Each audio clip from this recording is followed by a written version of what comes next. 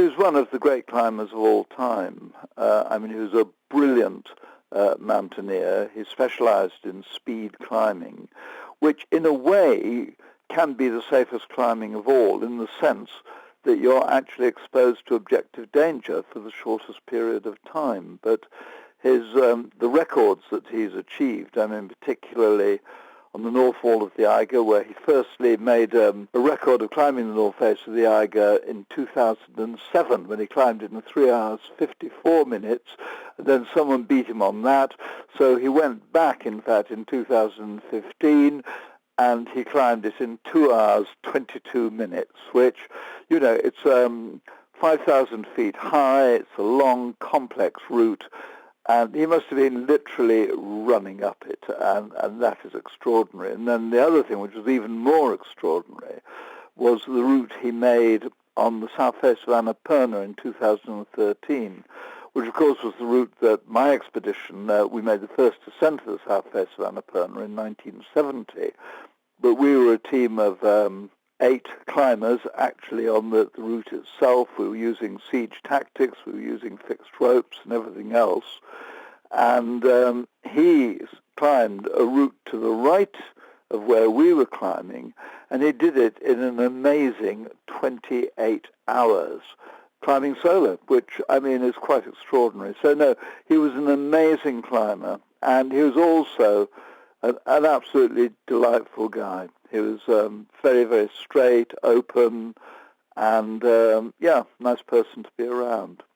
You say that speed can equal safety on a mountain. That sounds counterintuitive. You would have thought the more careful you were, the slower perhaps that you were, the safer it was.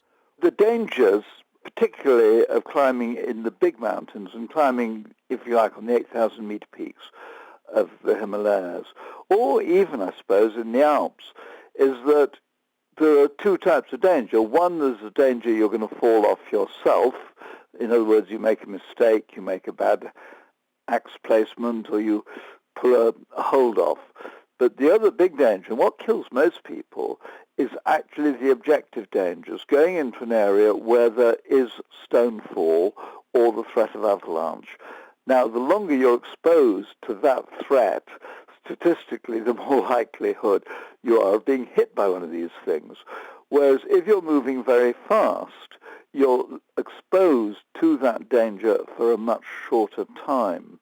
Ueli, by the sound of it, I think his body was found at the foot of the Nuptse face in the Western Coombe, and I think what he was doing, probably, was doing a quick training acclimatization climb, maybe on the north face of Nuptse, and his body was found actually at the foot of the face. But, there's no doubt about it. The people who are climbing at the absolute limit, which he undoubtedly is, and the death rate amongst your very, very best mountaineers is very, very high, particularly in the Himalayas. Was Ueli Steck the sort of person you would want to climb with?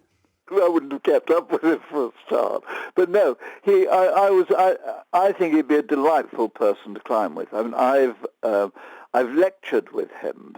We brought him over to the Royal Geographical Society 2 or 3 years ago, and we did a joint lecture. I lectured about my first ascent to the North Wall of the Eiger, and he lectured about his superb, very, very fast ascent. And the time I spent with him, he struck me as he was a very, very modest man, and a warm, outgoing kind of man. So no, I think he'd be a delightful person to climb with. And I don't think I've ever heard a criticism of him. I think he is just a very, very nice guy.